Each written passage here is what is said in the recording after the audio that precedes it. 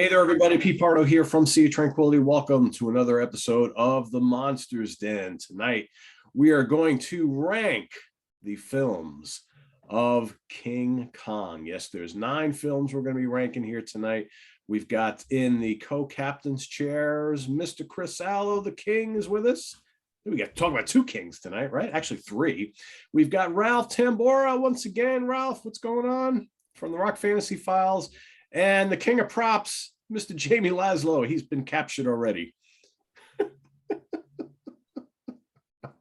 Can someone dial 911, please? You're right. Is he going to take you away? How long have you been searching here for you? I'm sure you're up on the 3rd floor, right? So, oh, yeah. All right. Sorry. I thought of that late last night, in the middle of the night, and I had to do it. Sorry.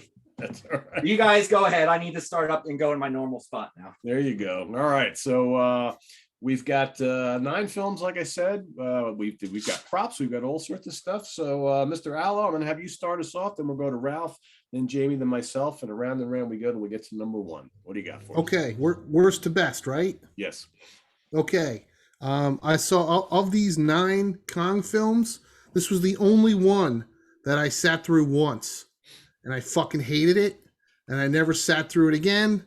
I think it's boring, and it's candy ass, and I can't believe anybody likes it. I'm talking about 2005's Peter Jackson's King Kong. I cannot believe I had to sit through this fucking thing for over 3 hours with Ann Darrow juggling and making funny faces at King Kong and ice skating in Central Park, just because you had the technology to show King Kong jumping off the side of a mountain and fighting 3 T-Rexes at the same time while he's juggling a hot blonde and making a sandwich at the same time. Just because you had the technology to do it doesn't mean you should have. I could take a chicken parm and put it on top of a fucking lasagna and put that on top of a pizza because I can do it, but that doesn't mean it's going to be good. This movie sucks. I hate it. I know there's a director's cut that's 3 hours and 20 minutes. Holy shit. You couldn't fucking pay me to sit through that. And I fucking hate this movie. Wow. I love that fucking movie so much. I love it with all my heart. It is so fucking boring. My heart. The original is 100 minutes. And this thing is twice as long. And, the original's 100 minutes and flies by. This thing is fucking over 3 hours. And I felt like I was on the fucking boat, for 6 months going to Skull Island. Holy shit. When I saw that in the theater, I couldn't wait for it to fucking end. Wow. Sweet Christmas. All righty. Put it this way. Today I sat through, because we all forgot about it, King Kong Lives. And that movie sucks. And I was like, man, I would fucking sit through this movie 5 more times before I sit through Peter Jackson's. Yeah. I hated it. Hate it. Oh, boy. I don't know about that. All right. Anyway. I know. You got to do movie homework assignments. Like album homework assignment. Ralph, what do you got for your number 9? Well, I got so many props that I'm going to be pulling out throughout the night. So this is famous Monsters classic. I used to have that. Great issue. Me too. It's not a great ad for a movie that you forgot to put into the list. There's really 10 movies. Queen Kong. I don't think I've ever Right, Queen Kong. Well, I also mentioned King of Kong Island. Yeah. I mean, yeah, if you go with all the fucking and then there's Ape. I mean, if you go with all the knockoffs. Tonga. There's the porn version too, Kinky Kong. I mean, yeah. This is Queen Kong. And instead of Fay Ray, the star is Ray Fay. And it's goofy. There's dance scenes and singing and stuff. But then I'll skip back over to the part of the original 9. King Kong Lives is the one. I got the soundtrack on cassette. It's a really goofy movie. Kong's been sitting there for 10 years. His heart's still keeping him alive somehow, and they make a robotic heart for him. But it has a couple of good scenes. A couple of rednecks trap him, and they start forcing whiskey down his throat, and Kong gets mad and escapes. And when he escapes, he grabs one of the rednecks and he just rips him in half. And that's a cool scene. And then he catches another redneck and he eats him. And then he picks his hat out of his teeth. Kind of reminds me a little bit of the War to Get Gargantua scene where he spits out the clothes. But yeah, that's it. Number 9 is King Kong Lives. All right, Jamie. I have a question. I meant to ask this before we started. King Kong versus Godzilla, American and Japanese. Are we splitting that up and ranking them separately or together? No, it's the same movie. Same movie? Yeah. Okay. All right. I mean, there's a couple of minutes cut out, but I mean, we never. It's the same. Right? movie. We never ranked anything different like that before. Right. All right. Then my number 9, I'm also going with King Kong Lives. Some of these I own, some of them I don't. So I did the old school Laszlo poster things for the ones I don't own. It's actually a sequel to 1976, and it starts off with the end of the 1976 movie. But yeah, they keep him alive for 10 years in a coma. Why? Nobody knows. They build him a heart. How much did that cost? How much is all this costing, and why are you doing it? And then they got to get the female Kong over to give him a blood transfusion. So you're going to have 2 Kongs. What can go wrong in this situation? It doesn't really make too much sense. You got Linda Hamilton from the Terminator movies. You got the dumb cop from Beverly Hills Cop that isn't Judge Reinhold, who plays a real asshole. The highlight is the drunk hillbillies getting eaten and torn in half and shoving booze down his throat and everything. The low light has to be when King Kong and Lady Kong are out in the woods grunting at one another. And you know what that reminds me of? The Star Wars Christmas special when all the Wookiees are grunting at one another for like 15 minutes with no subtitles. The effects aren't too bad, but when it tries to be heartfelt, it's goofy. When it tries to be action-packed, it's boring. And Lady Kong, she gets pregnant and has a kid all within 4 days. Poof, poof, out. It comes out as fast as it was a couple months that she was in that. Oh, it was a couple months? Yeah. It feels like in the movie it was like 4 days. All right. Yeah. That's my number 9 as well. In fact, that is the only one I don't own because to me, there's no reason to. It's just terrible. I think for me, the best parts of the movie is you get to see Jessica Lange in the beginning from the first film from 1976. And then Linda Hamilton looks great in the movie. But other than that, I mean, she looks fucking hot. Oh my, she's best she's ever looked, right? And a boob Best for ever. half a second, you see a half a hot. boob. With the dark hair. Yeah. Yeah. Looks great. But I don't like the gorilla suits.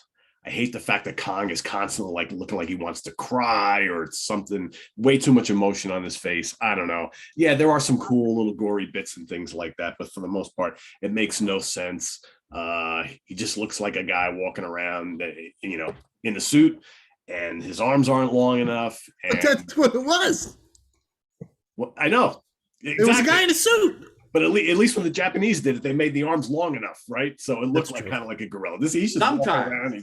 His arms are sometimes, all yeah, certain They shots. shorten the arm sometimes in that movie too. Yeah, it's just really cheap, and I don't know, and it's just stupid as all hell. And compared to, not that the 76 film was an outright classic, but at least that film was fun and made some sense, and at least was a good homage to the original. This was just a remake to make a remake, and it's a total mess. That's my number 9.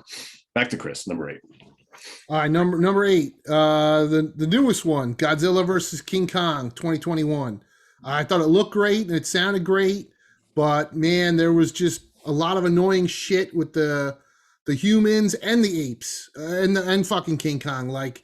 The underground world and King Kong making a battle axe and the sun underneath the ground and all that shit. And wait, you want to blow up Mecha-Godzilla so you have 4 ounces of alcohol in a fucking flask and you're just going to pour that on the mainframe and that's going to shut down Mecha-Godzilla? What? I mean, listen, all these movies have fucking problems. But most movies have fucking problems. But, when you watch the older movies, from years back. Sometimes the goofy shit has a certain charm. And I was thinking today, well, not that I'm going to fucking live to see it, but in 25 years from now, if I watch Godzilla versus King Kong 2021, am I going to look back at it and laugh at the goofy shit? But I don't know. I think it's just pretty stupid. The fight scenes some of them were cool. Some of it was stupid, like Godzilla blowing a hole. Godzilla standing on the ground and blowing a hole all the way to the center of the earth. Seriously? And then they there's wave so at much. one another. Hello. And they're right. They're looking at one another. Yeah. So much stupid, goofy shit. So yeah, I hated it. Godzilla vs. Kong 2021. All right, Ralph. I'm going with Son of Kong. 1933. Only an hour and 9 minutes, and we don't get to Skull Island until 39 minutes into the movie. So it's such a slow pace compared to the original. The crazy thing is how it came out the same year as the original, but if you added up all the animation in there and all the stop motion, there's probably about 5 minutes of stop motion in this movie. The fight with the bear is great, but it's really like 2 minutes, not even. The one dinosaur is like 10 seconds. Then there's the one that comes out of the water. Again, it's like 5 seconds. So you can kind of see how this came out so quick. They wanted to capitalize on the success of Kong. I loved it as a kid, and I thought it was sad when the island's going and he's the hero holding him up at the end and stuff. I still really like this movie, but when I started raking them, I was like, yeah, I got to put this further down, But that's number 8. Jamie. I guess I have a feeling you guys are going to find some charm in this movie. Man, is it bad. King Kong escapes. First of all, you can see the zipper in the suit. Okay. You don't see the metal, but you see the hem where the zipper is. It's Rankin Bass. Rankin Bass, yeah. Yeah. The guys who made all the Christmas specials. And I think I would have liked this movie better if it looked like this claymation of the Christmas specials. But here's the beautiful thing about me showing up here for the last year or so on the Monsters Den. It's a journey for me. I'm learning things, and then when I recognize things, I'm like, I would have never known that. So I'm watching this, and Doctor Who is talking, and he's dubbed in with American or English, and I recognize the voice right away. We did Ray Harryhausen a few weeks ago, right? And Earth versus the Flying Saucers I was talking about. And I brought up the name Paul Frees because he does the voice of the alien. And I always thought it was Orson Welles. And I don't know who Paul Frees was, but I Googled him for the show and I said, oh, he does all the characters in those Christmas specials. And I recognized his voice like that. Wow. And I Googled it. Yep, it's him. He sounds like the guy in Santa Claus is Coming to Town who wants to take all the kids' toys away. He has the same accent in this. What was it? Burger or something? Meister Burger. Yeah, that's it. Yeah, sounds just like him. So, but you know what? It has elements of more though. The Croft Super Show mixed with James Bond. So you got James Bond mixed with like shows like Dr. Shrinker and Wonder Bug and Electra Woman and Dyna Girl. Things like that. Yeah, but here's the one thing that bothers me the most. You got Japanese actors. Uh-oh. I was gonna say that's not just me, right? No. Talking to English actors. Jamie's frozen. English, and they understand each other. But I hear the English dub. How do you guys hear the English dub? And the real actors, were they just saying lines without understanding what the other person was saying? That's what they did. Yeah. Yeah, that's what the Italians did it too. Yeah, I was gonna say it's how Fulci and Argento and all those other guys. And another movie that did that, I think, was Godzilla 1985, where they're all sitting around this round table from all the countries. Everyone's talking their language, but everyone's being dubbed in with English. Yeah, that was a common practice. I know, very bizarre. Yeah, so bizarre. Yeah. Well, that's my number 8 as well. And yeah, there is a charm to this movie, as ridiculous as it is. And it's a total knockoff of Godzilla versus Mecha-Godzilla, right? We all know that. But Although this was first. Yeah, what's it? What year was this? Wow. Yeah. Oh yeah, 67. This is 67. That's and right. the first Mecha-Godzilla was 70 something. Yeah, you are right. The thing though that to me always blows my mind is the idea of, okay, let's make a mechanical version of King Kong. Well, it's genius. And of course they did it again with Godzilla. Yeah. But the thing with Godzilla was they made a mechanical version of Godzilla, but then, and we talked about this on one of the other episodes, Pete, they coated him in the Godzilla skin so it looked like Godzilla. Right. And which is a genius idea. Yeah. In this movie, they just made a mechanical King Kong so he could dig a hole in the ground to get a fucking jewel. It's like, you could have built anything then. Yeah. Like, why build a mechanical King Kong? You didn't need him to look like him. And No. quite frankly, he looks way cooler than Kong looks in this, because Kong Totally. looks So awesome. I always thought that was kind of a missed opportunity that they, realized later on. Yeah. If somebody showed up at a Halloween party with that costume on, I'd be like, that sucks, dude. But there is a charm to this, because I watched this all the time when I was growing up, all the time. And it's cool. It's fun. Plus, you got the dinosaur that Kong fights early in the film, and it's just it's fun. It's fun, and it's a shame that we would only see Kong twice in the Toho films. But and he looks so goofy here. But otherwise, it's a cool monster mashup. It's not a great film by any means, but I think all the ones here going forward for me, King Kong Lives is a waste, but all these going forward, I think, have lots to love. And it's my number 8. Back to Chris. Yeah, well, I will watch this again. I will never watch this again. That's kind of how I feel too. Well, I mean, King Kong Escapes is definitely better. But yeah, I had just recently, the one I always knew about that Toho tried to do, which is what King Kong versus Godzilla started with, was King Kong versus Frankenstein. Yeah. And the one that I read about just today, which I didn't realize, was that Godzilla versus the Sea Monster was originally going to be King Kong versus the Sea Monster. And then they apparently Toho lost the rights, and so it went to... and we got War of the Gargantuas, and Frankenstein Conquered the World. Right. Yeah. In this great book, there's a whole section on all the projects that they tried to Oh, do. no kidding. Oh, wow. That's very cool. Yeah. There was they even tried to get Ray Harryhausen to do one, but they couldn't get the rights to it. And that's what it kept happening. All these different directors all trying to get the rights for it. And there's all different like little chapters about what the idea was for each movie and stuff. And this is a really great book if you're a big King Kong fan. This is a really good one. Could you just imagine in a bizarro world if King Kong versus Godzilla in 1962 was all done by Harryhausen? Just crazy. imagine that. Yeah. King Kong doesn't work with a guy in a suit for me. Not really. And I get that. Yeah, I get that. He's got to have, the problem is the guys in the suit don't really have the ape movements down, I feel. One movie got it okay, I think. Yeah. All right, Chris, back to you, number 7. All right, number 7 is Son of Kong. I definitely agree with Ralph's assessment.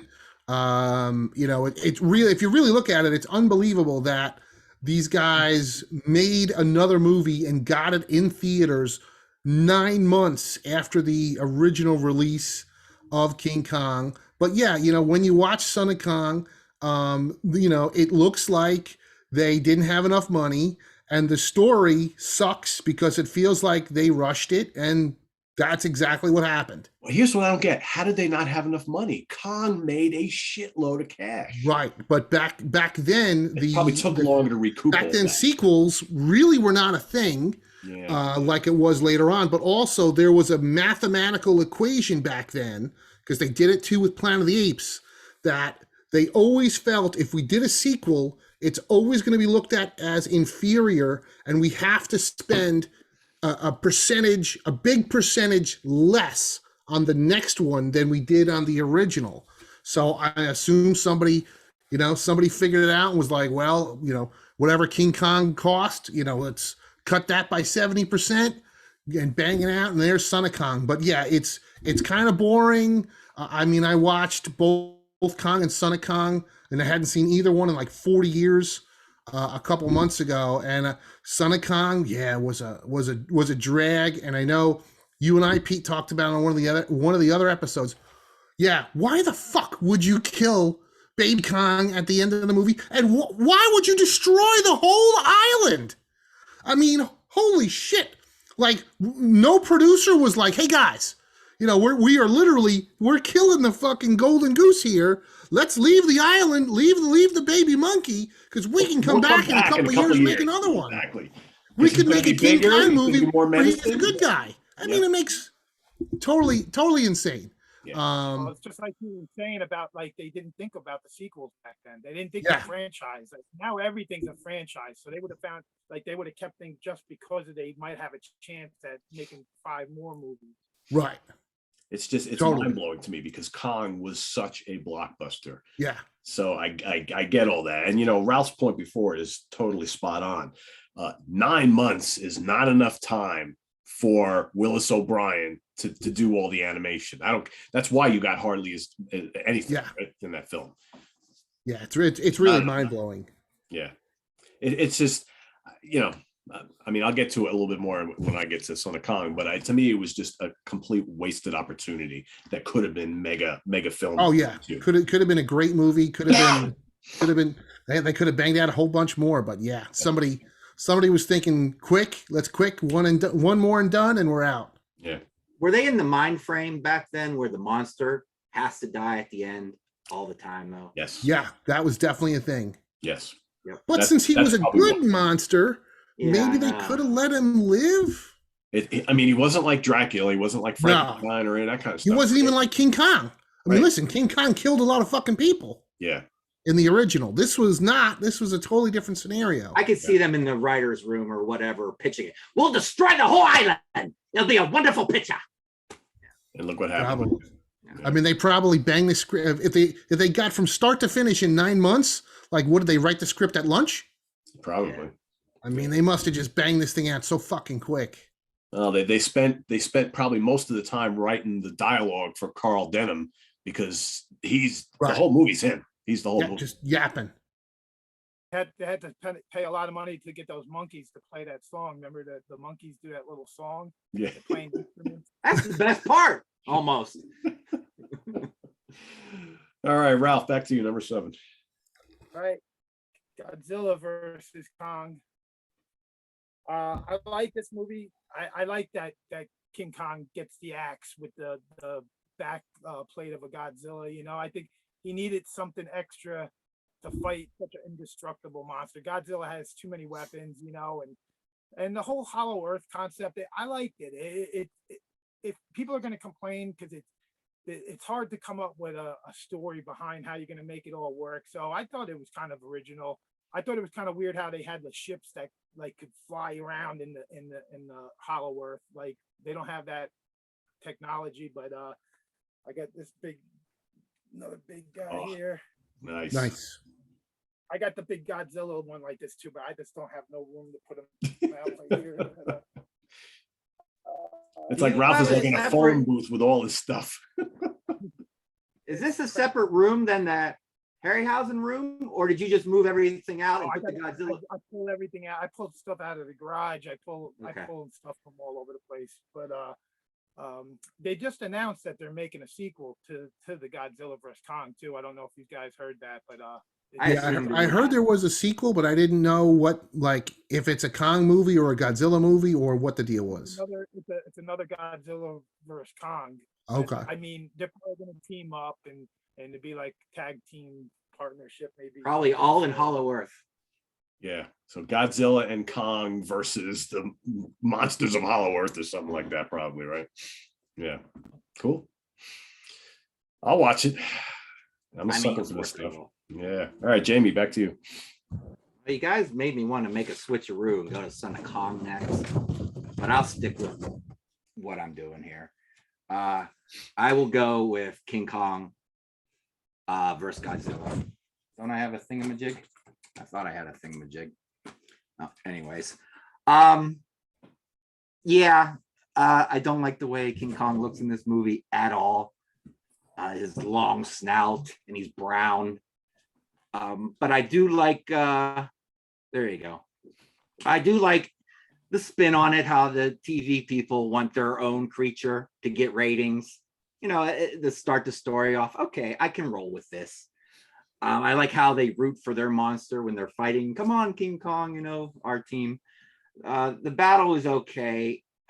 When they go to the island, though, and everyone's supposed to be black people, but they're obviously Asian, it gets a little Al Jolson-like and a little cringy there for a minute, you know. But here's the problem I have with the big battle. You want this big battle to happen, you know, especially back then, people wanted it and they finally get it. And King Kong doesn't look like King Kong in the battle.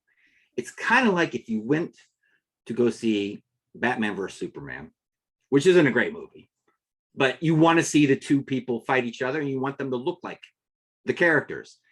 It's like going to that movie and you get Shaq showing up as Steel and he's the one fighting Batman instead. That version of Superman. It's not what you want to see. I don't want a brown King Kong with a long goofy snout and dead painted eyes. No, man. I don't know how you were going to work it back then, but you had to do a better job than that. At least make them black, you know? The original publicity photos, they actually used pictures from the original King Kong versus Godzilla. But then when you got the movie, it was that yeah. Based on what they read, they had many different ideas of how that film was going to happen, and it didn't turn out exactly. Like I said originally, it was King Kong versus Frankenstein. Yeah, which I'd still love to see. Yeah. How does that work? Well, Frankenstein later shows up and Frankenstein conquers the world, and he's the same size as King Kong. So now, right? Yeah. I have a lot of questions about that, but not as many questions as I have about Kinky Kong. I got a lot of questions. That's a whole nother episode. Yeah. All right, my number 7 is Son of Kong. Again, I grew up watching this, so I have somewhat of a soft spot for it, and I think Kong's son is adorable, and yeah, he shouldn't have died. And I still, as a 56-year-old man, I still shed a tear when I watch this film and he dies and you see his hand go down. He saves Denim and his hand goes down under the water. It's like, why'd you have to kill him? Why did his foot have to get stuck in the rock crevice there? Just like Chris says, why do you got to sink Skull Island? I mean, come on. It makes absolutely no sense. I think their heart was in the right place. They wanted to pump out another film, but it just takes way too long to get going. It's got a charm to it though, but it's more of like a kid's movie, like the very dumbed down. Yeah, the original Kong is an adult film. That's not, even though I was watching it at 3 years old, it's not really a kid's film. This is a kid's film for the most part, but it's still Willis O'Brien. It's still early Kong. I still like it a lot, but it's just, to me, this was a big time missed opportunity in a major way. This could have been and should have been a great film. It's not really. So back to Chris. All right. I love bad movies. Not everybody does. Not everybody can appreciate bad movies. And King Kong Lives from 1986 is a terrible movie, but I really enjoy it. I rewatched it today and I laughed because it's so stupid. But I enjoyed it. I enjoyed it so much after watching it today streaming. I go, I think I'm going to buy the Blu-ray because it's terrible. It's $10. I think it's $10 on Amazon. Yeah, I'll have to pick it up. Like Ralph says, I mean, the best part is right when the rednecks are fucking with them, and he takes a redneck and splits him in half. He eats another one.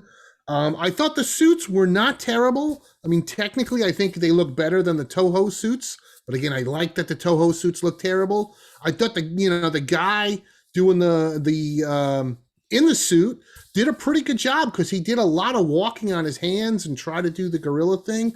It's way too long. A lot of walking around. A lot of walking, yeah. But the other thing too, and I didn't look this up because I know there's websites which will break down and give you the exact amount of time that Godzilla has on screen time. I mean, when I watched King Kong Lives today, I was like, holy shit.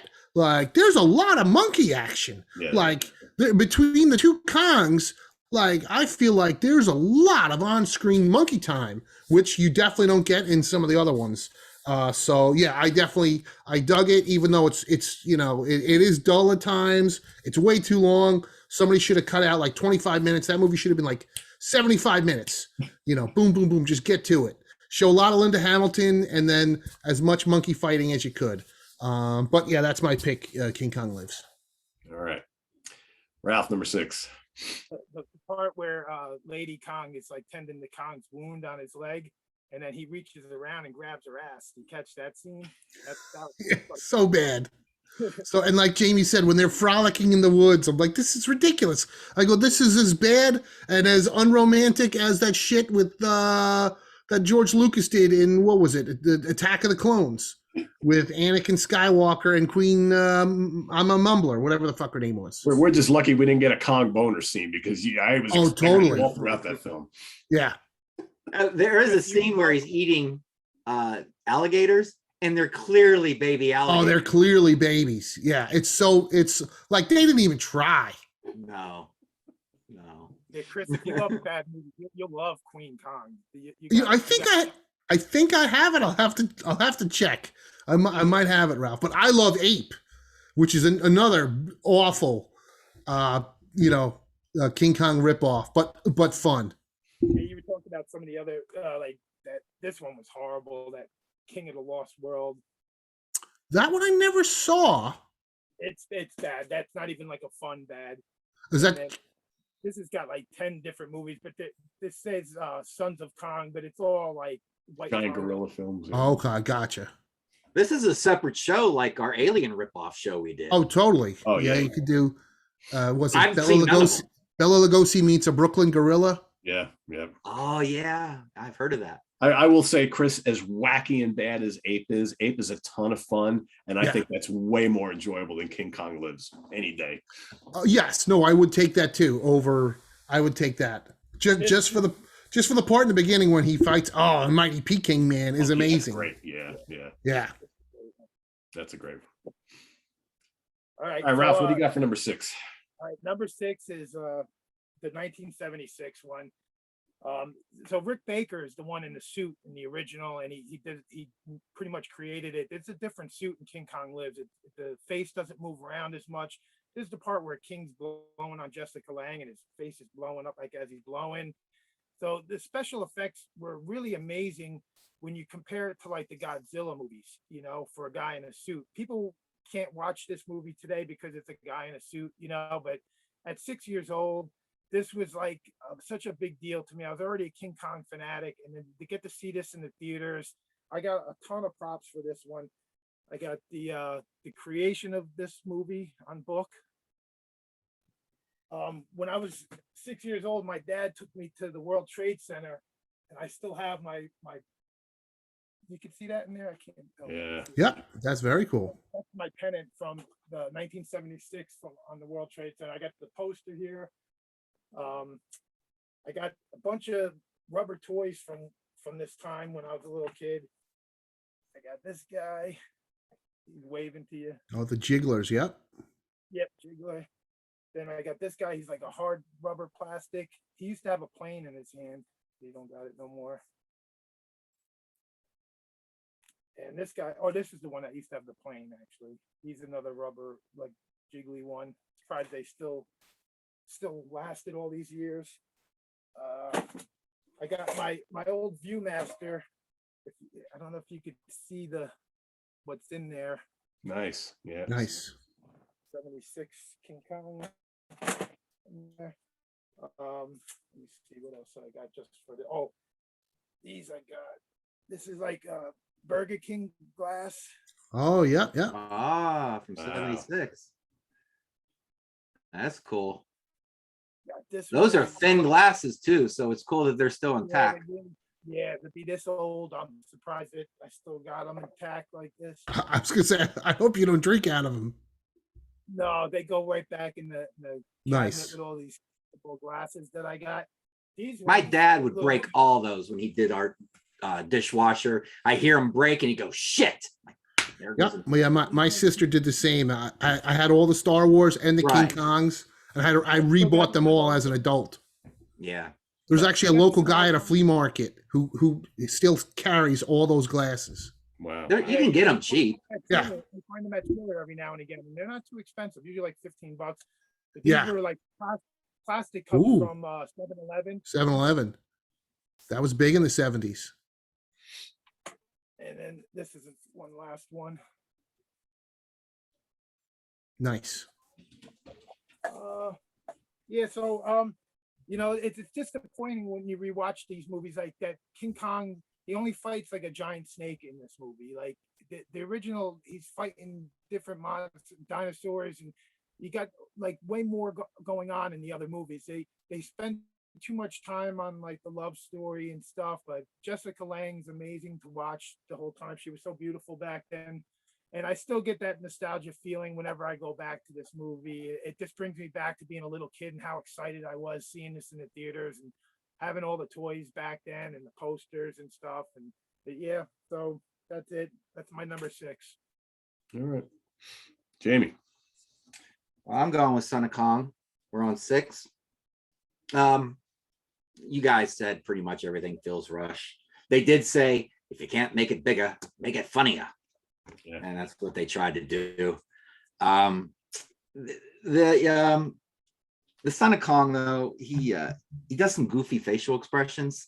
I think at one time he looks at the camera and shrugs, pretty much, and he, you know, and his eyes are rolling. He reminds me of the abominable snow monster in the Rudolph special a little bit. Yeah, and he's actually white most of the time too.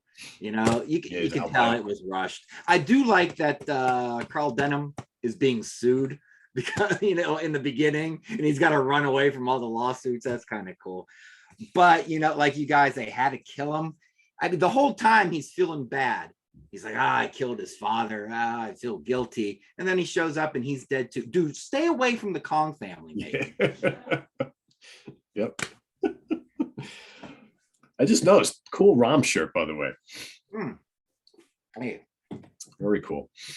All right, my number 6 is 2021's Godzilla vs. Kong, which, you know, despite its faults, I think is a lot of fun. I've watched it like 4 times, and it's amazing on 4K. Amazing. Yes, it is. It's a great looking film, technically really well done.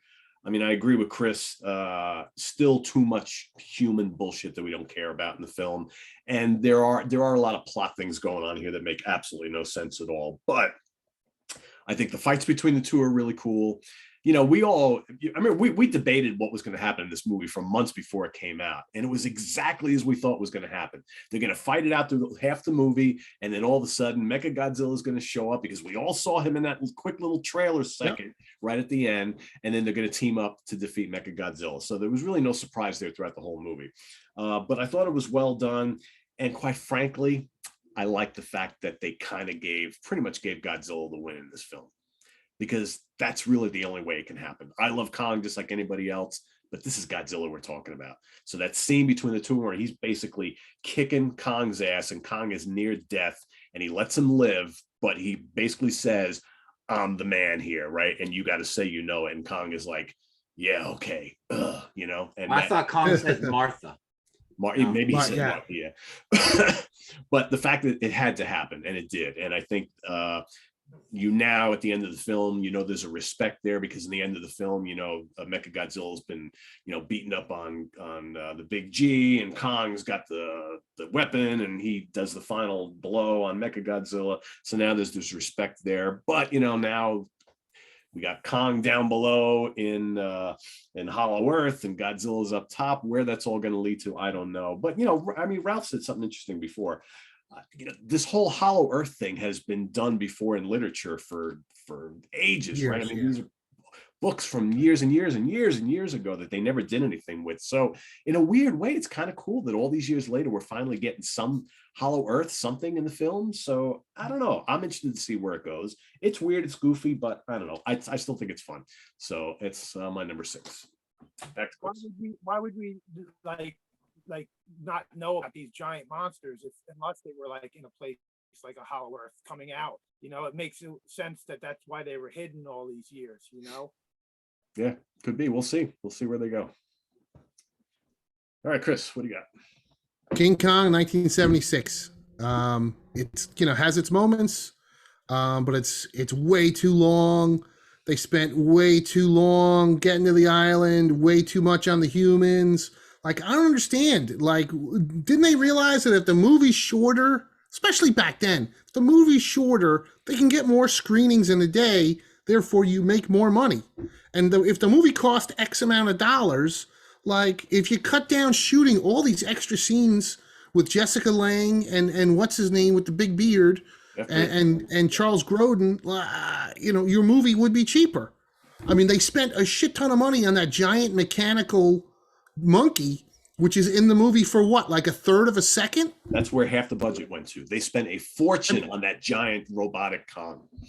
And every time I see it, I'm like, man, why didn't you give us more of this? Like, I know it doesn't move great, but I think it would have been cool. But anyway, leading up to the movie, they promoted that big time that they built this giant Kong. Like that was a big part of and then it was in the movie for like 3 seconds. Like yeah. Yeah. But parts of it are good, and I still like it, but it's not. It could have been better. Yeah, I agree. Ralph, what do you got? Number 5. Okay, I forgot to show my old VHS. I don't know why this ain't on the cover of the DVD. Like, I love that painting. Yep. It's a little deceiving though. It makes him look like he's big enough to step right over to the next building. But and I also forgot this, which was a really cool thing. I got this. Oh, I got one of those. Yep. Yeah, I had that game too. Yeah. Oh, that's a board game. Yeah, that was a lot of fun actually. I didn't have that one. The World Trade Center, so anything with the World Trade Center is pretty nostalgic. But okay, so I'm gonna go with Peter Jackson's King Kong for this one. It starts slow, like Chris was saying. The 3-hour version, it's like it's 55 minutes before they even reach Skull Island.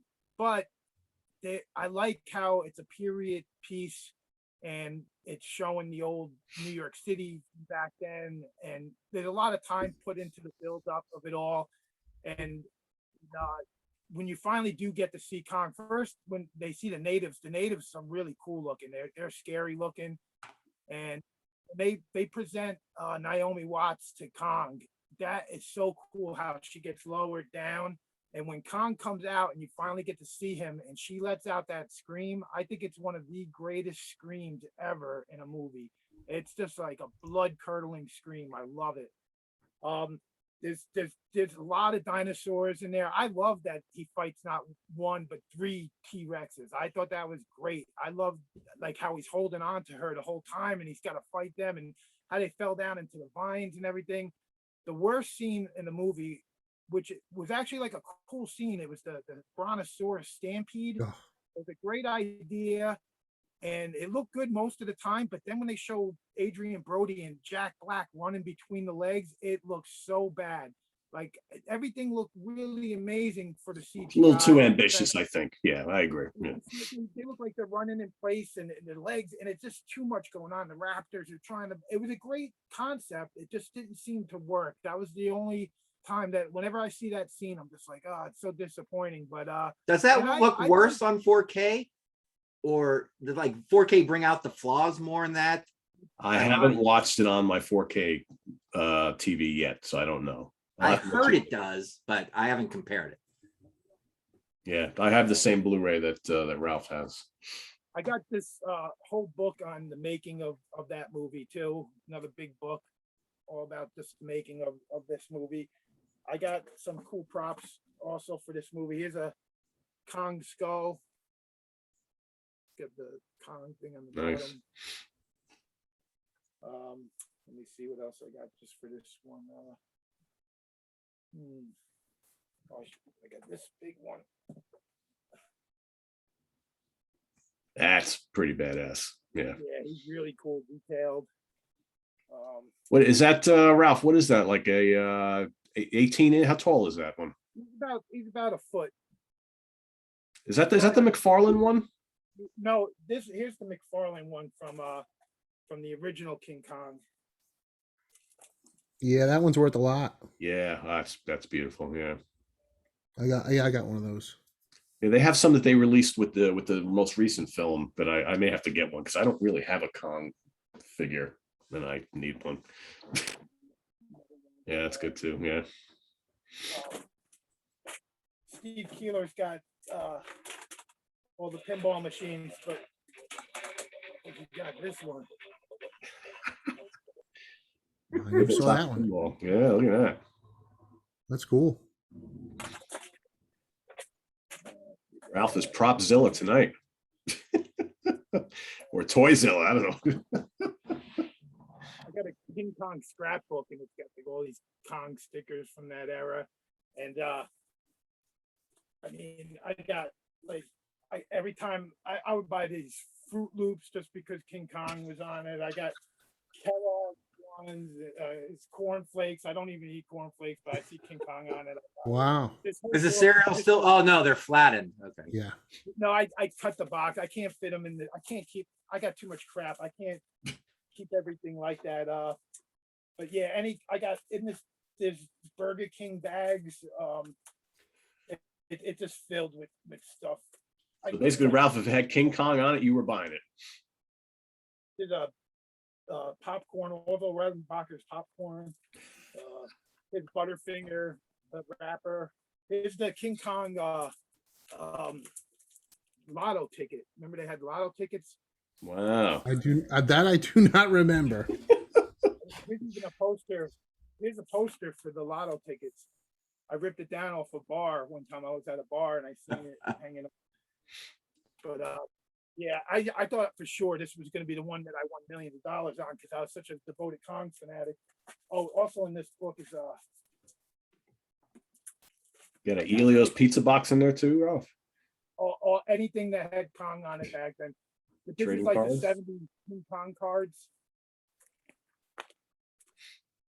Nice. Yeah, Got there was the a lot whole of merch in 76. I had the King Kong lunchbox from 76. Yeah, I had that too. And I still have the Mego game King Kong versus the World, where I don't have the building anymore, but it came with like a 3-foot or 4-foot building from the World Trade Center, and it came with like a 12-inch or 14-inch King Kong that you put on top, and you had a little jet, and you shot an arrow at the King Kong. I still have the Kong, but my mom threw out the World Trade Center, unfortunately. Yeah. Nice stuff there. All right, Jamie, what do you got? Great stuff. Great stuff, Ralph. I don't know what number we're on. 5? Number 5, yep. The first time I saw this Godzilla vs. King Kong, I was not a big fan. But I heard that the 4K is like one of the best 4K movies, vision-wise and sound-wise. So I dropped the money because I was going to watch it again for this. I was like, I better just get the 4K and do it right. And I liked it more the second time.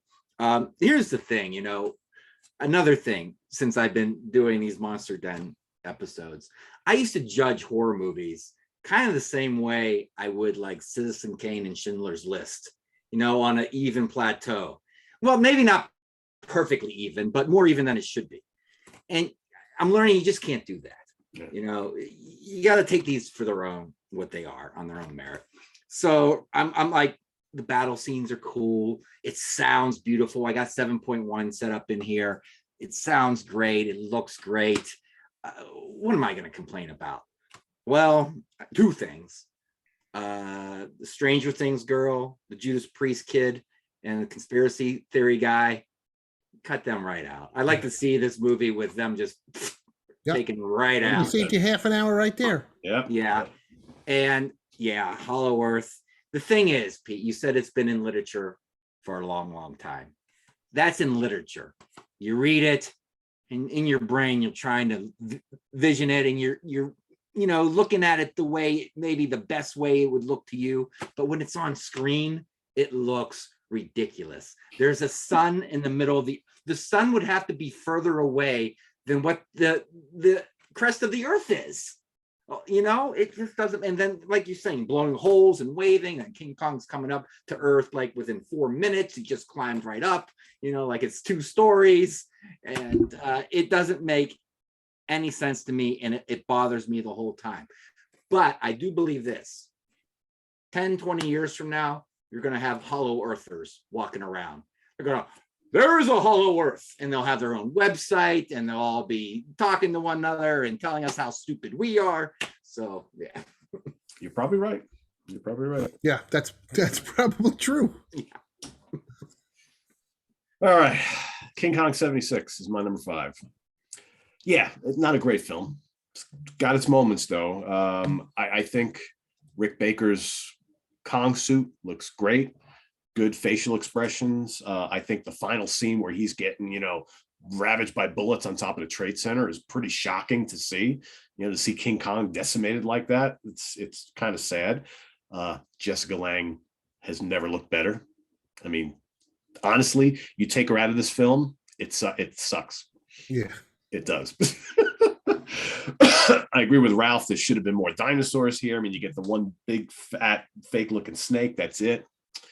But it's got a good climax, got some good scenes on the island, and Jessica looks great. And we loved it when we were kids. And I can remember the merch for this was out of control. The advertising campaign for this was through the roof. It was never going to live up to the expectations, and it didn't.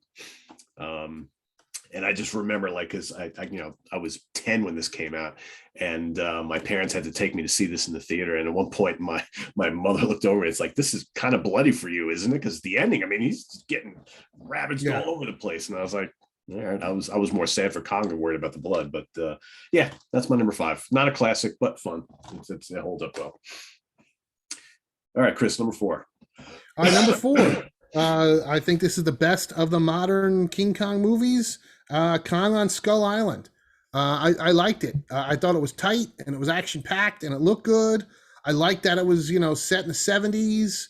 I really enjoyed it. I saw it in the theater and immediately bought it as soon as it came out. And I think it's cool too that it's got Loki and Captain Marvel and Nick Fury all in the same movie, but they're not they're superhero people. But I thought it's cool. I like the 70s soundtrack. I think it's fun. And Brie looks pretty smoking in it. Yeah. I think it works. It's not as long as some of the other ones. It's not as dragged out. Because it takes place before the Godzilla movies. It doesn't really have to, tie everything in. There's that bit at the secret scene where they show the crappy cave paintings, and it's like, well, I can't even. What is that even supposed to be? Yeah, it's hard to make out. Yeah, but yeah, I think it's fun. Yep, I agree. Ralph, I got to backtrack again real quick, just because I got all these other King Kong from Peter Jackson's. It's like one of those bat creatures, which is a cool scene. You got to show off the King Kong, Ralph. It's awesome because I had one of those as a kid too. Show off the what? You roar a King Kong right in front of you. Oh yeah. Well, he's saving that one. He's saving. I get it. What else? I had one more thing from that. Damn, I can't remember. All right, so I'm gonna jump right into Kong Skull Island, like Chris was saying. You see King Kong within the first 3 minutes of this movie. First 3 minutes, he's in it. Then only 20 minutes later, they're hitting Skull Island. So they got the pacing right on this movie, like in the original King Kong. There's a little one from this. Oh, this is the other thing that I wanted to show. I got a belly washers from the King Kong. And it's still got the juice in it. I haven't opened it. Well, just in case you're gonna wash your belly. Yeah. So yeah, this the one of the great scenes is so when they're flying over and they're dropping the bombs on the island, to the seismic bombs, and it pisses Kong off, and you don't see him yet, but like all of a sudden you just see this tree come flying out and it smashes into a helicopter. That was cool. And the awesome thing is Black Sabbath Paranoid is playing. So I got my favorite band playing while my favorite monster starts killing people. So I love that. I love the way Kong looks in this movie. He's got the CGI, like, really looks amazing. The octopus scene, I love that. he rips that thing apart. He's sucking it down like it's spaghetti, sucking the tentacles in his mouth. It's an amazing scene. Even a giant moose coming out of the water was cool. The skull crawlers, I would have preferred that they threw in some traditional dinosaurs, but it all worked really good. Great fast pace, and I really liked it. Skull Island. Cool. Jamie, number 4. 1976. Jessica Lange's first movie ever. And yes, she looks very good. And we get to see a couple sides of Jessica Lange in this movie. Side boobage, side buttage. Yes, indeed. So yeah, and you know what? They got to make these Kong girls beautiful, because when they get to the island, in at least two of them, the head tribesman is like, they see the main girl, the blonde girl, and they're like, holy crap, we'll give you 6 of our girls for your one. You got a 10. Look, I'll give you a 4, a 2, and 4 ones for your 10. So they always got to be beautiful. I like to, my favorite scene, I always watch these movies and I wait for the log rolling scene, because it's always one of my favorite scenes. And I'm going to give it a passing grade in this movie. Here's the score is good too. The score is almost too good for the movie. But this is why I like this movie. It reminds me of watching ABC's Saturday Night at the Movies as a kid in the late 70s, in bed. My parents went to bed and I'm watching a movie till 11 o'clock. It gives me the warm and fuzzies because of that feeling. There's a few movies that do that for me, like The Thing, when they used to play The Thing edited for TV. It's not the greatest movie, but if I was going to show this as a double bill, like if I showed movies like Chris, I think I would show this second, but I think I'd warm everyone up with The Last Dinosaur from 1977. Oh, I love. I think that would be a nice 1-2 punch. Yeah, Last Dinosaur rules. I watched that maybe a month ago. I haven't seen it forever, but it's still fun. Okay, that is good. Good call. All right, Skull Island, my number 4. Everything you guys have already said, really well done. It's also my favorite of all of these new films that they've been doing. It's quite good. Good monster battles. CGI looks great. The acting is good. The cast is great. If you haven't seen it, check it out. It's definitely a good one. Back to Chris. All right, number 3. It's shitty, but I love terrible movies, and this is terrible, but I think it's a lot of fun. King Kong Escapes. We already mentioned it's ridiculous, but I enjoy it, and I would definitely take it over a lot of these other movies. But I still think missed opportunity by not covering. Oh, when they hypnotize, that gets annoying. It's fun. It's goofy fun, right? It's good goofy fun. Yeah. Yep. I mean, I love terrible movies. I mean, he just named list. What's the other one? Citizen Kane. I haven't seen either. So I think that Jamie rates movies next to them, and I'm like, well, I've never seen them. I tried to watch Citizen Kane like a year ago. Like 10 minutes in, I actually said to myself, "Self, what are you doing? Like, there's no monsters. That's not there's a Chris no Allen boobs. movie. No, that's a 4K. He's gonna talk about a sled at the end. I go, fuck it, I'm out. I just drove to the theater to go see it in the theater. Not for me. It's good. Listen, that's what makes the world go round. Everybody's got different.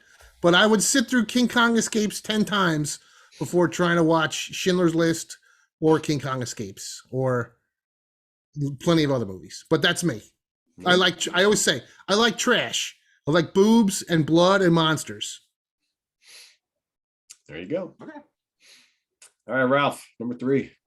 Sorry, I got to go back again. I keep finding more crap laying around, but so this one is like the mask with the chain. Wow. Peter Jackson's King Kong. The King Kong S&M set. Yeah. Yeah, exactly. Wouldn't be complete without the gloves. Nice. King Kong punching gloves. And I forgot to show the bobblehead from the Peter Jacksons. Oh, cool. All right, so now going to King Kong versus Godzilla. I almost forgot my best prop. This is the coolest thing that I own. Nice. Oh, look at that. Yeah. That's a beauty. I Yeah. remember seeing that at Chiller. Oh, Very wow. nice. Yeah. I got it at Chiller, and it was already painted, but then I had to repaint him because he fell apart. He's hard to keep together. 'Cause he's Oh, like I'll bet. The Yeah. weight. How does Godzilla stay up there? Do you have like a little post or something? I actually stick this King It looks Kong, like that. Yeah. Yeah. Yep. I stick this King Kong To underneath support it. It's Gotcha. pretty good. Okay. Yeah. I was going to say, there's no way that tail's going to support all that. Yeah, bulk no there. doubt. Yeah. It's very cool. That's an awesome kid. I remember that one at Chiller, and there was another cool one years ago with where King Kong from King Kong vs. Godzilla, he's stuffing the giant log Oh, yeah. down that was- Godzilla's throat. Yep. Yep.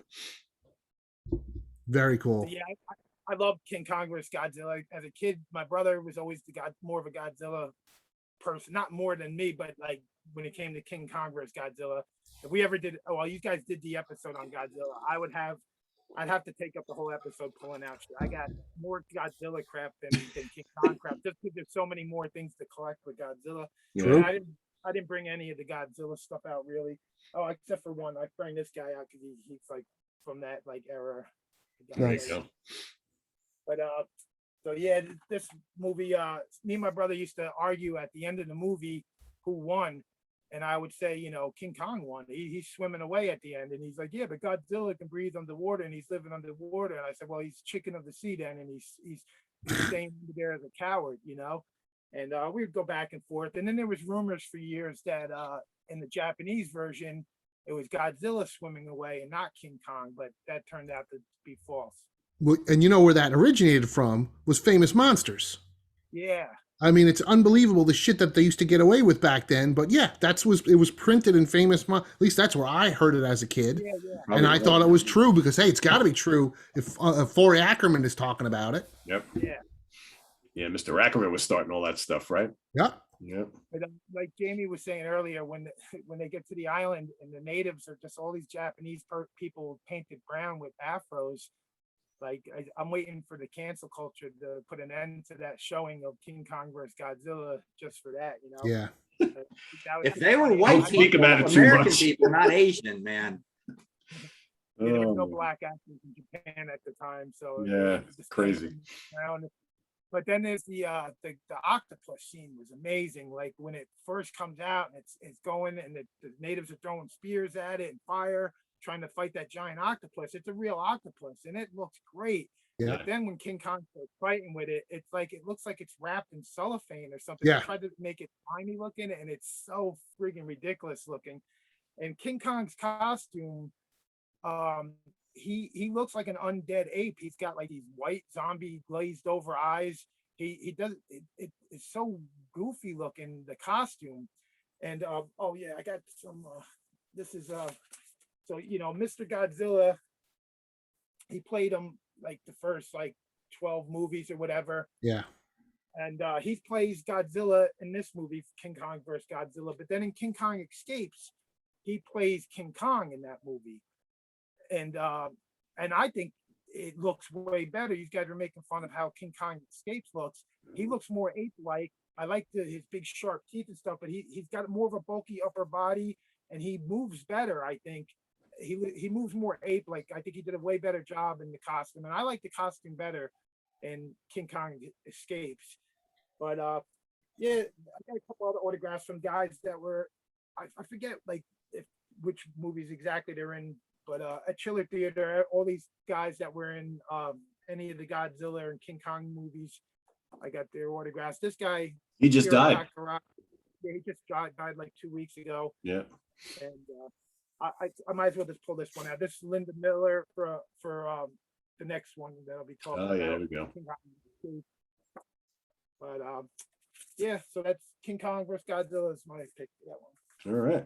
Jamie, number 3. I'm gonna go with Skull Island. I saw it in the theater, and I'm gonna admit, when I watched this the second time, I was probably in a movie snob kind of mood the first time I saw it, because I walked out going, but you know what? It's really good.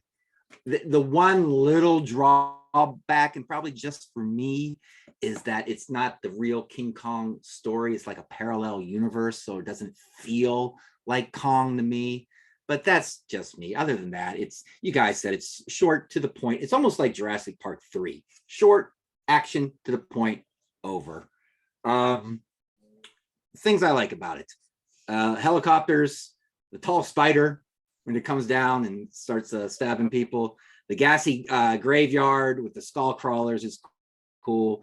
Fighting the skull crawler. John C. Reilly is really good in it. He makes me laugh a few times. And he's in a show right now on HBO. Look, I don't watch the NBA. I've never watched the NBA, but he's in a show right now called Winning Time, The Rise of the Lakers Dynasty.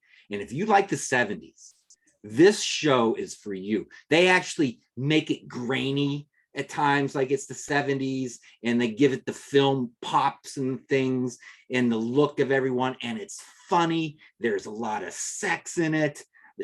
I'm like, they're doing things that I'm surprised they can get away with on HBO. It's pure entertainment, and he's great in it. So he's always good. He's always good. Yeah, I saw Skull Island in an Alamo Draft House in Houston, like when that first opened up, and I just thought I think it was the first time I ever saw a film in one of those places. And I had just nice. It was so much fun. Yeah. All right, my number 3 is Peter Jackson's King Kong. I really like this a lot. And you're not wrong.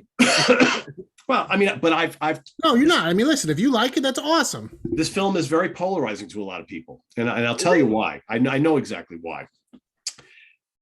Because the first hour of the film is very slow, and I think for so many people, it unfortunately ruins a lot of the greatness that comes in the second half of the film. Because I think once they get to Skull Island, the film just never lets up, and there's so much good shit happening. I mean, I think the special effects with the brontosaurus scene notwithstanding, because that was way too, I think, way too adventurous for them to tackle, and it doesn't really work. But man, all the other monster battle scenes are great. The whole New York City part of it is just fantastic. What I really like about this film a lot is they really, really gave Kong a soul, and Kong becomes the star of the picture. And you feel his rage, his intensity, his love, his pain, everything. And man, I was never more upset at the end of a Kong film than I was at this one, because you did not want him to die, because he had you, and you felt so. I mean, you feel that in all these films for the most part, especially the ones that are the original storyline. You hate to see him die at the end, but this one, you really. Especially me, really feel for him in this film a lot. And, Naomi Watts has the connection with him, which, you get on some of these, you don't get on some of these. But yeah, I just love it. I think it's a magnificent film. It looks great on Blu-ray. And I remember seeing it in the theaters, and I was just kind of like, wow. But it does take a long time to get going. And I think the fact that Peter Jackson decided to recreate the Lost Spider Pit sequence, I think, was a stroke of genius, and I think it really works well, and it was well done. So yeah, my number 3, Peter Jackson. I gotta say really quick on that, like the connection that Naomi Watts makes with him, and Chris was making fun of it with her juggling and stuff, but it was a way of not getting eaten, right? Yeah. So she makes that connection with him, and it does make it more sad at the end because of that. And really quick, I got 2 Christmas ornaments that I forgot to pull out before. Oh, nice. This one, they used to roar and make sounds, but they don't anymore. All right, back to Chris. All right. So number 2. Yep.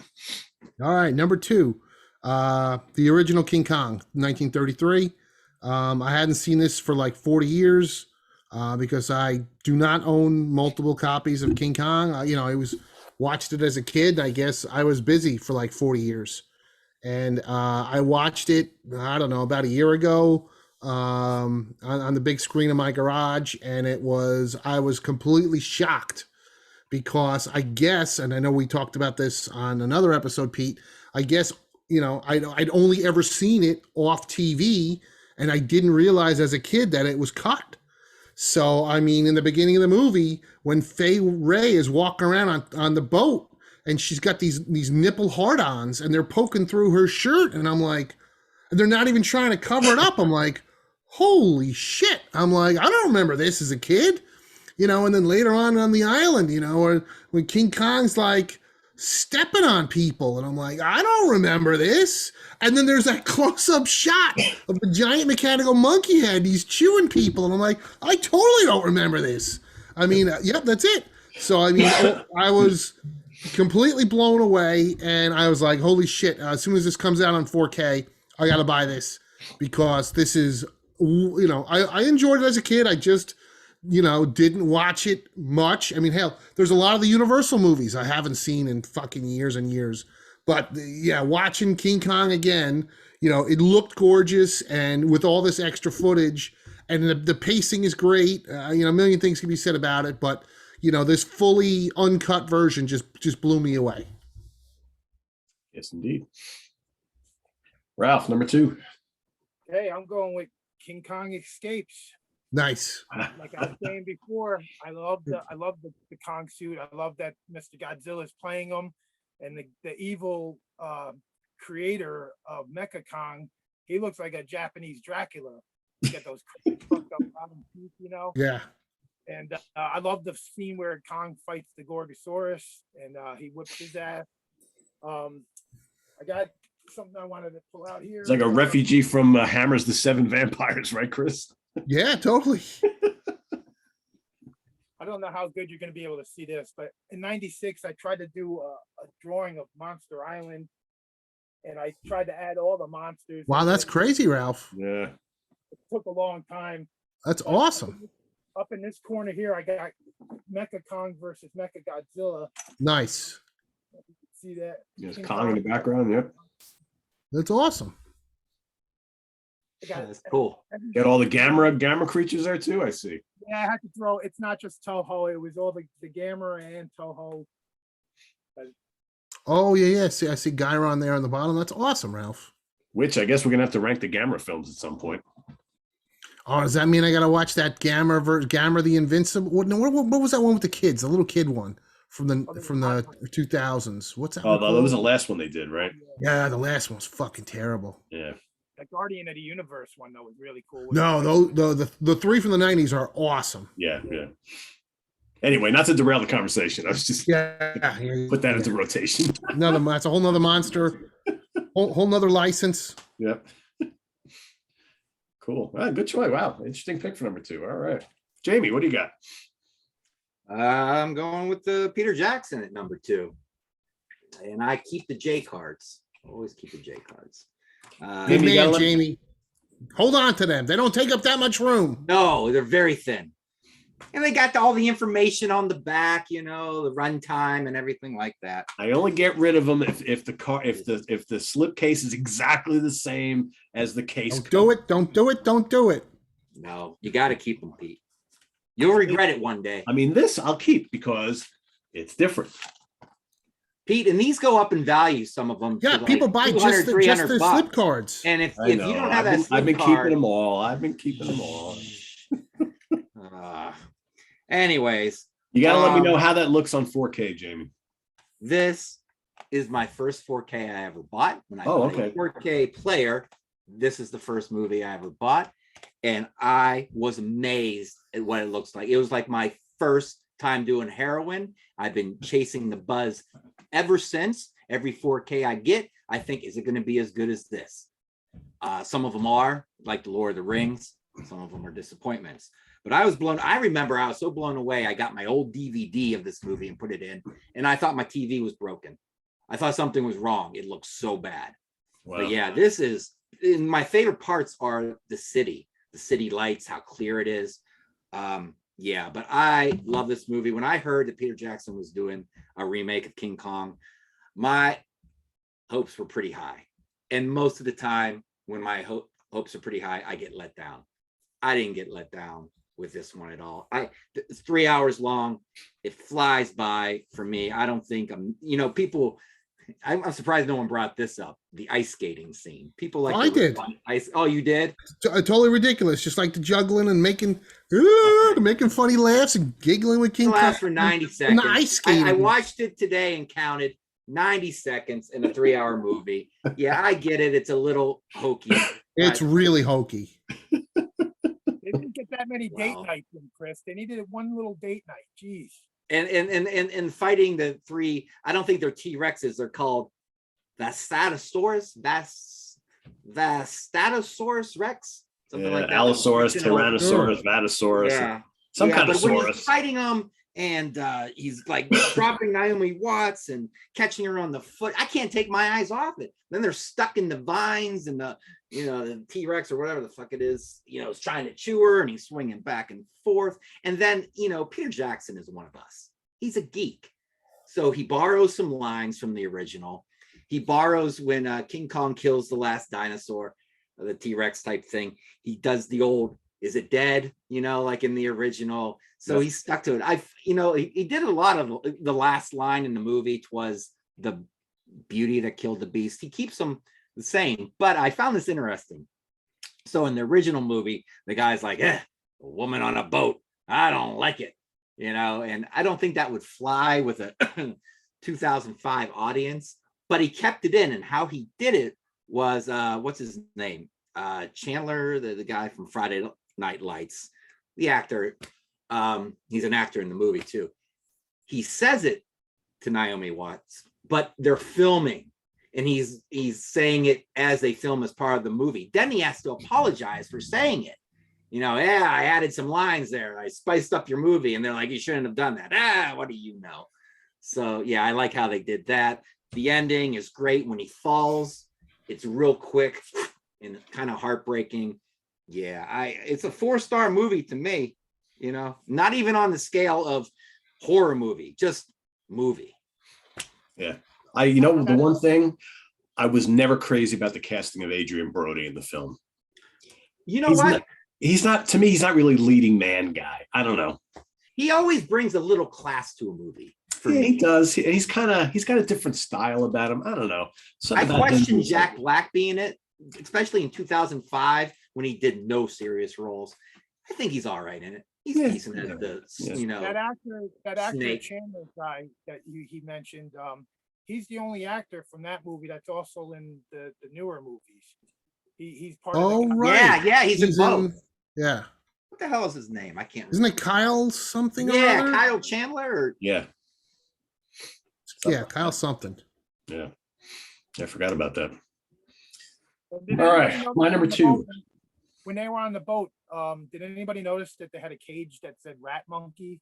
Oh, right, from Dead Alive. Yep. Nod to Dead Alive. Cool. Yeah, the Rat Monkey. I'm gonna have to get that 4K.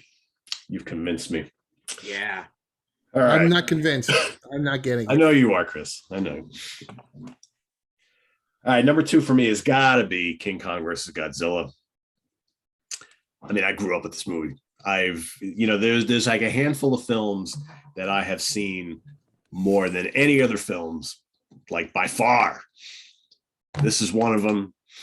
The first Kong is another one of them.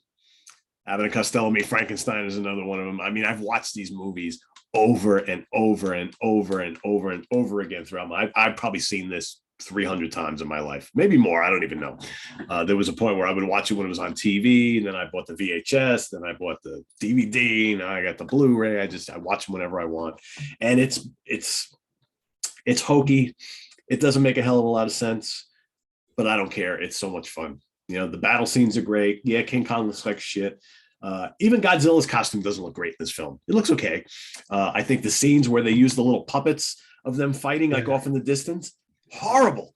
They're like stick figures, they like don't even move, and then you see them over the trees. It's like, what is this? They're like popsicle sticks. Yeah, terrible. The little maquettes, right? And then the close-up shots of Kong, when he's like chewing on the berries or whatever, and he's all sleepy, like it's like I love that part. Terrible.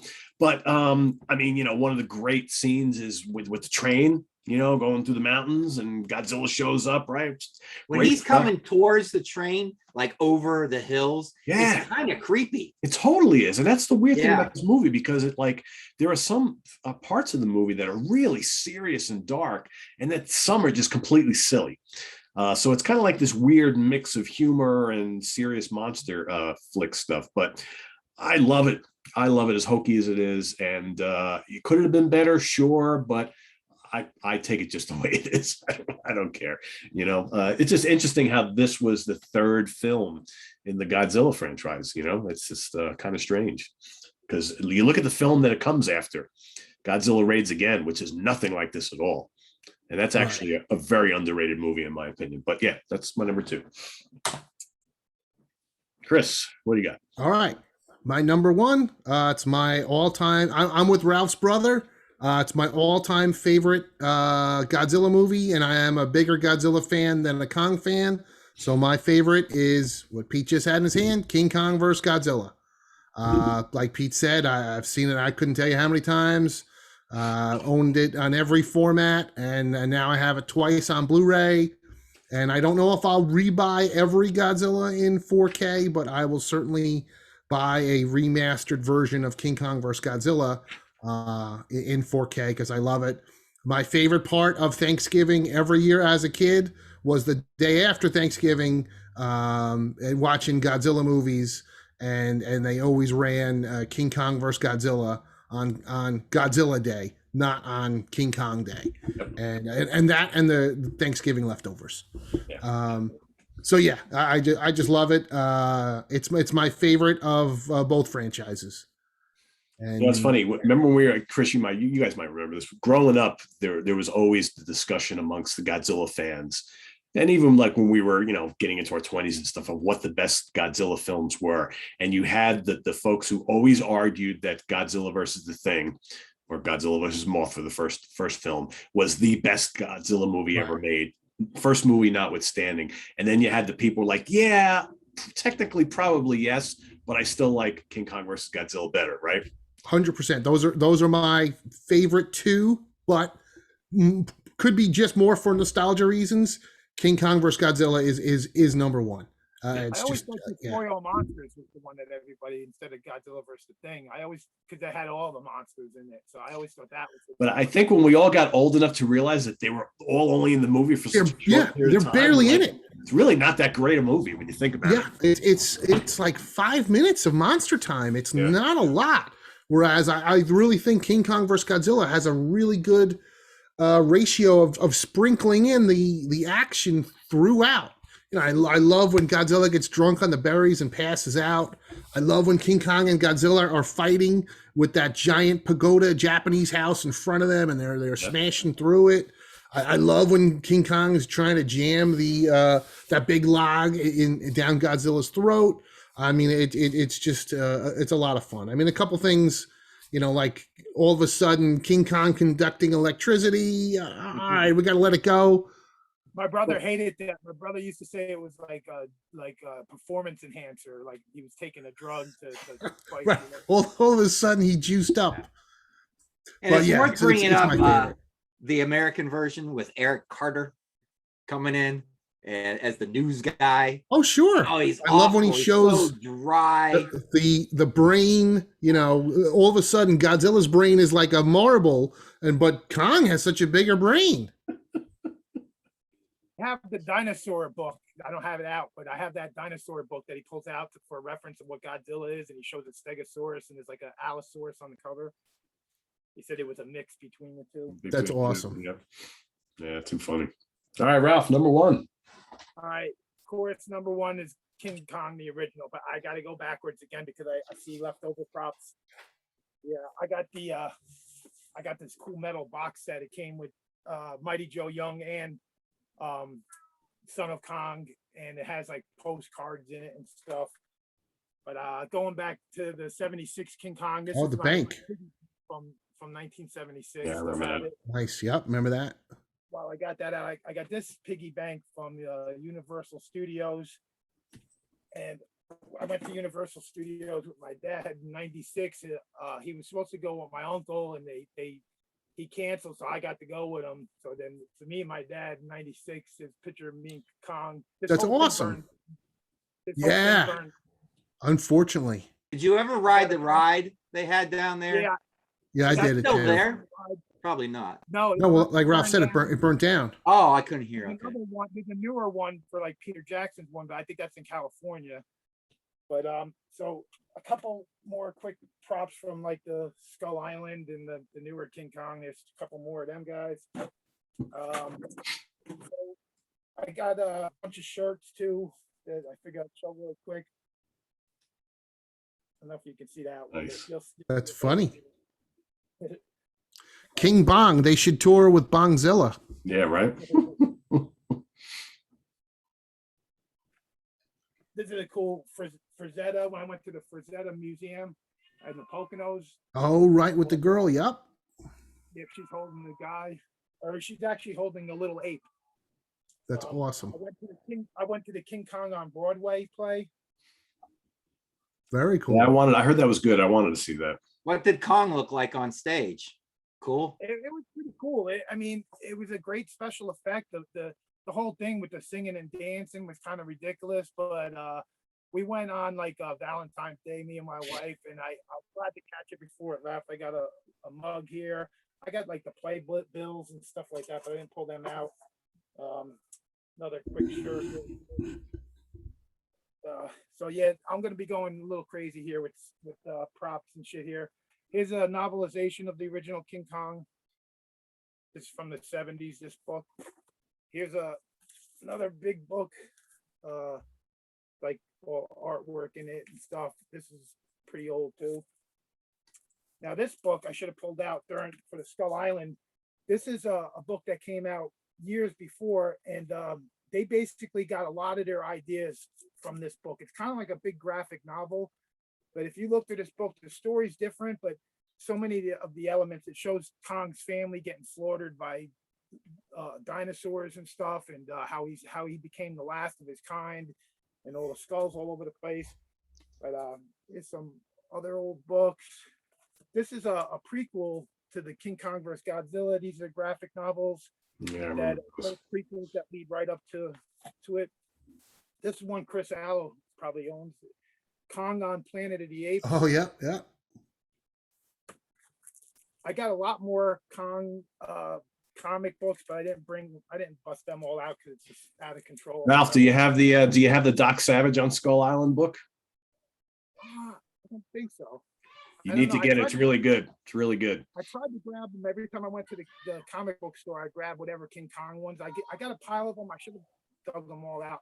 This is a little bit unrelated, but it's Konga comic book, pretty old, two different ones. Oh, sure. Yeah. Right, we could have talked about Conga and what's the British?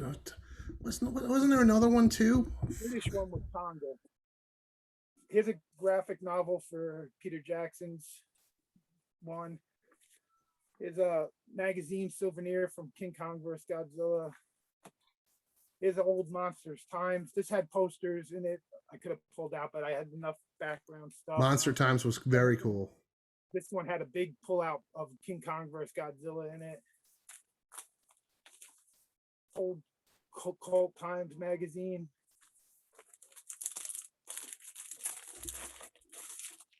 Scream magazine, limited edition, 500 only, getting for this cover. Chris, you getting the storm by you too? Oh yeah, the wind is blowing so strong. I'm waiting for it to rip my roof off. Yeah, I it's hear thunder in the background too. There's Becoming a trend. I know, right? This one's from the 70s. Nice. Another famous monsters. That's his move. Starlog. I have another one with Mighty Joe Young on it. Entertainment Weekly.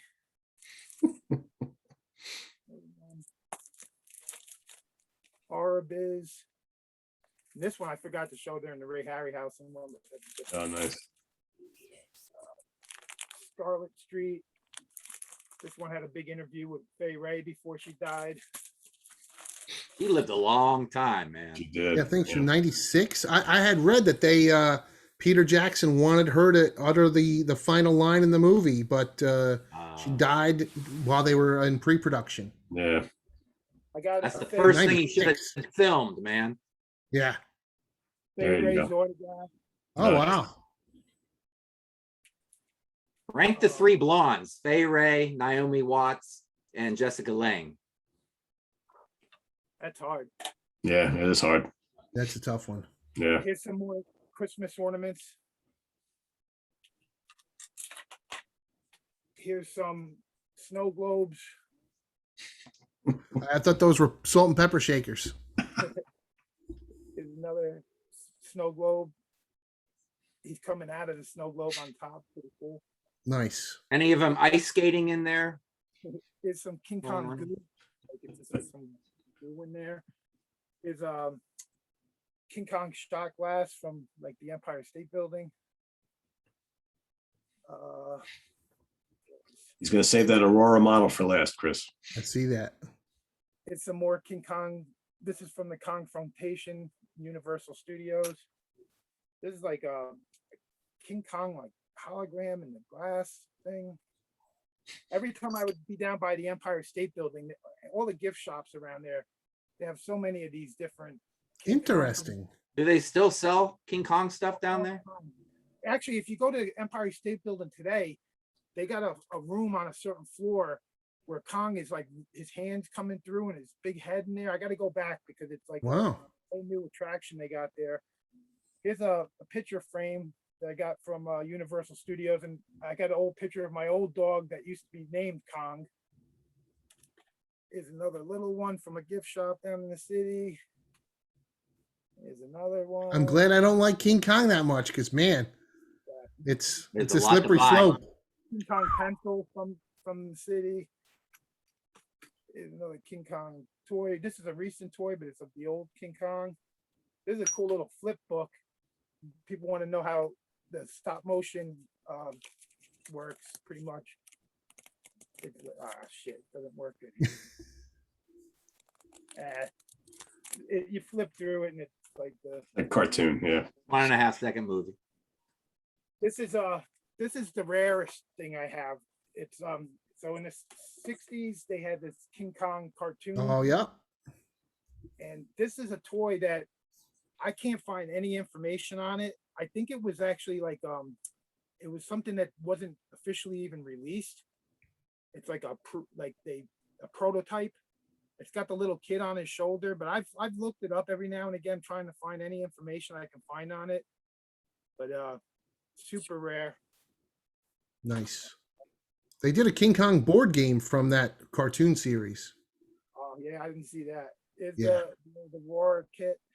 Yeah, that's awesome. I had that as a kid. My cousin did it for me, but I don't know why he put Fay Ray upside down, so her legs were sticking out of the top of King Kong's hands. But that's an awesome kit. That was the only Aurora set that I still had from like the late 60s, early 70s, because I had a whole shit ton of them. I had like all the Universal ones, and that's the only one I had up until like maybe about 10 years ago.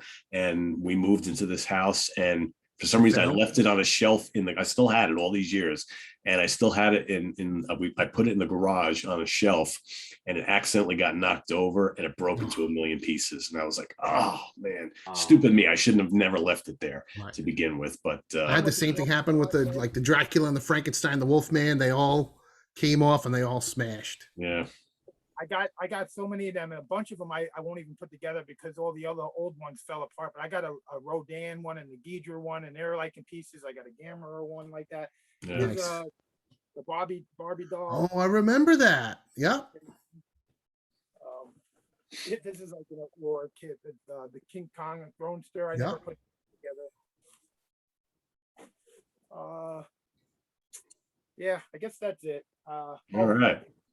Here's some magnets. I put them all on one thing instead of showing them. It's all different magnets. You're forgetting something, Ralph.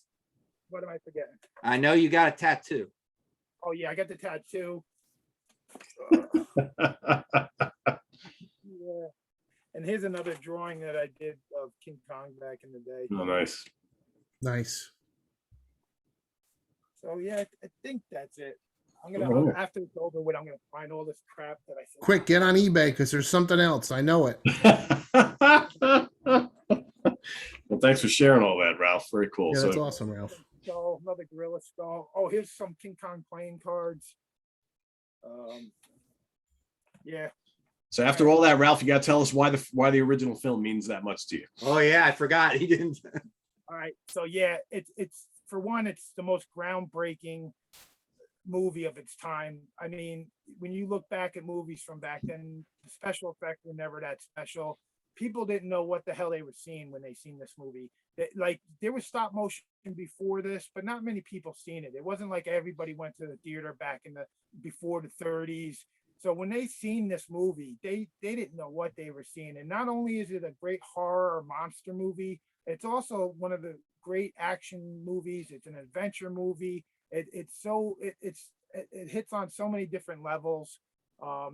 It just ever since I seen it as a little kid, I still love we talked about the stop motion effects. It's something special about that, but even to this day, it's just still magical to me. I got to see it at the Paramount Theater a few years ago where we've seen Blue Oyster Cult. Every Halloween, they play a bunch of the old Universal movies and stuff, and they played King Kong on it. And to see that on the big screen finally after so many years, it's really magical. I can't imagine like how Ray Harryhausen says he went to the Chinese theater and seen it when he was a kid and how it changed his life. It's always been my favorite movie. I remember reading a book about Adolf Hitler, and he talked about it talked about how he just would he owned a copy of it and he would play it nonstop. He loved King Kong. And Doyle from the Misfits, he cites it as his favorite movie of all time. And so many other people. It always makes the top 100 lists of all time, and it deservedly so because it's so groundbreaking. I don't think another movie was as groundbreaking until Star Wars came out so many years later. And there's a lot of movies that progressed with special effects up to that, 2010 Space Odyssey and even Star Trek and stuff that led up to Star Wars. But then when Star Wars hit, that was where the bar was raised again, where people were just like, oh my God, you got to see this. And then I don't think it happened again until Jurassic Park. When Jurassic Park came out, I think it kind of had the same effect again. And that's the thing that's lacking with the Peter Jackson movie is that if that would have came out at the time of Jurassic Park, before we've seen all that CGI, I think it would have had more of an impact. But by the time 2005, it wasn't as special, But I don't think the bar has really been raised again. Some people might say Avatar raised it with the 3D and stuff, but I don't really think we've gotten like to that big wow factor again since like Jurassic Park. But yeah, so King Kong's always important to me. I'm gonna buy more crap. Every year at Chiller, I find something to have another magazine or something, If you ever hear of that playing at the Paramount again, let me know because I can't believe I missed that. I would have loved to have seen that in the theaters. It's great. They do. I got to see Nosferatu there, and they got a guy playing the an organ accompaniment there. Like they got this big organ, and they did the same thing with Phantom of the Opera, but I didn't get to see that. But they did Abbott and I would go Costello. see any of those there in a heartbeat. You know what it sucks? It's like they do like four of them a day. So it's like you got to kind of pick and choose. And I only gotten a couple of them in the last 2 years because of COVID. They didn't do it. But I was definitely like, I want to see the Wolfman and Frankenstein. I want to see them all. Oh, hell yeah. Screen, But I drive down for all that. Yeah, hell yeah. It's like when I saw the original Godzilla in the Suffering Theater back, what was that, 10, 15 years ago? Something like that. I think that was 2004. Yeah, so that was amazing. Yeah. Cool. Awesome. All right, Jamie, you're number one. My prop is going to put Ralph's stuff to shame. Old VHS of King Kong. And when I rewatched this for this episode, this is how I watched it. I got a VCR and old school tube TV over there, and I use it every once in a while, and I used it the other night. The same one I had too. I had that one. Yeah. And like I was saying, Peter Jackson's is just a great movie. This is, right there, you can put them on the same plateau. If you ask me, man, landmark movie, like, Ralph said, I was watching this thinking people who saw this for the first time, it was like when I saw Jurassic Park for the first time, probably times 11. Yeah. You know, they had to be wowed by what they were seeing on screen. I love, like, you know, like Peter Jackson redid it when he kills the T-Rex and he checks to see if it's dead. Maybe that took an extra 3 weeks to do just that, but the love to do that, to take the time to do that. And when he's on the Empire State Building, first of all, they said there's a guy walking in, and I got out the old Google machine. He goes, I paid $20 for this ticket. And I was like, $20 in 1933. He paid $436 to see King Kong on stage. Yep. But another thing I find really impressive is when he's on the Empire State Building. And it's one thing to do stop motion with a steady camera, you know, and the action's going in front of you. But they're doing stop motion with a shaky camera from the view of the planes coming in and going past him, and he's doing a stop. I don't know how difficult that was. Maybe it wasn't that difficult, but it's very impressive to see that in 1933. Yeah.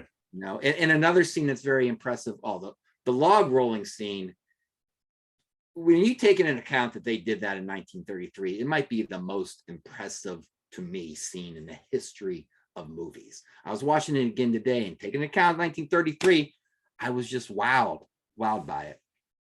And when they're fighting the T-Rex and Fay Wray is in the tree, they had the guts to knock over the tree with her in it, you know, and the skill to pull it off. It's an amazing movie. Yeah. You said it's in a lot of people's top 100. It's in my top 100, probably top 50 of all time. You know, I'd have to think about it. Yeah. Jamie, my VHS used to be able to press on it and it would roar. I remember that. I have an Evil Dead like that Remember with that the Book of the Dead, and you hit it and it does scary noises. Yeah, it's my number one as well. It's a top 10 film of all time for me. It's just, you know, amazing. I watched it again. I've seen this film 200 times in my life, maybe more. I don't know. I watched it again the other day. Watched this Blu-ray for the first time because I bought this last year and I hadn't watched it yet. And you still can't take your eyes off it. You can't. I know every scene. I know every bit of dialogue. I know everything that's coming, but I'm just like, man, I'm still like transfixed by it. And what's really great about this, and I believe they ported it over from the DVD, all the bonus stuff that's on here, the documentaries on how Willis O'Brien did all the special effects. I've watched these documentaries so many times. I watched it again. And just fascinated. I mean, you know, the whole scene you mentioned where he's fighting the T-Rex and Fay Wray is on the tree. Basically, how they did that was Willis O'Brien filmed the scene, which took forever anyway, because you got two creatures that you have to like film each little segment. And then they played that on a projector on a screen. And then they actually got Fay on the fake tree in front of the projector. And then they filmed that.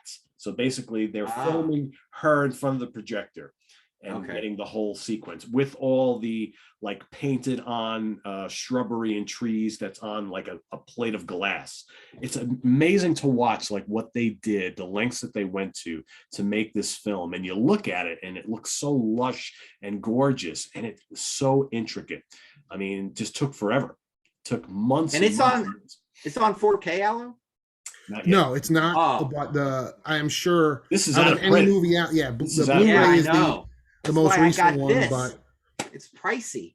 Yeah, I'm sure it's going to come out on 4K. I mean, in the last, I don't know, this week alone, I have seen so many horror movies and monster movies finally getting 4K releases that already had Blu-rays. So I'm sure King Kong is in out of any movie. Yeah. King Kong's got to be in the near future. Yeah, it's got to be, and it'll look spectacular. I mean, this looks spectacular, but it's just such an incredible film, and it basically, like Ralph said, it paved the way for so much stuff to come after it, and it's just so impressive. There's so many other monsters and dinosaurs in here, and the fact that there was supposed to be more. I mean, they decided to cut scenes and things out of here, and there's a whole discussion in the documentary about the log scene if you notice, when they're all running towards the log, they're all like looking behind them, but nothing ever comes behind them, and they get on the log and there's Kong on the other side. The reason they don't go running back is because they were actually getting, in the original script, and they even filmed part of it, they were getting chased by Triceratops. So literally they had the one dinosaur on the one end and Kong on the other side, and they're on the log in the middle, and they go through all of that in the documentary. Very, very cool stuff. Did they ever film that part and cut it, or they just never? They had the miniature of the Triceratops. The Triceratops that's in Son of Kong was supposed to be in that scene in King Kong. Okay. And then they decided to cut it. It was supposed to be a ratharium thing. It's like a big giant mammal, sort of like a rhinoceros. Like, yeah, the one with the, that was supposed to be in there as well. Yep. So yeah, there was a lot that they didn't use. There you go. Wow. It's on vinyl. Story of King Kong on vinyl. Very cool. So yeah, that's my number one. That was nice. No question on that. No question. Nope. Great film. So there you have it, everybody. Ranking the Kong films. Epic episode here, but worth it because these are, some of these are outstanding and great. Some are just a lot of fun. Some are kind of cheesy, whatever. But rank them as you like them. In the comments below, all 9 films, your top 5, whatever. Let us know what you like about these, what you don't, and all that kind of stuff. And I want to thank the guys for doing the homework, and Ralph for bringing the goods. Yeah. My God, lots of stuff. And Jamie for the giant hand, as always.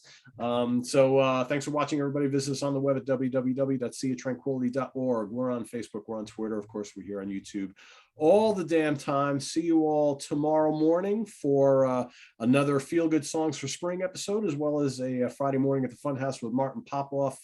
Finally starting to feel a little better here, so hopefully we'll see regular programming throughout the weekend. And thanks for watching. For Jamie, Laszlo, Ralph, and Mr. Laszlo, I'm Pete Pardo. Good night, everybody. See you next week.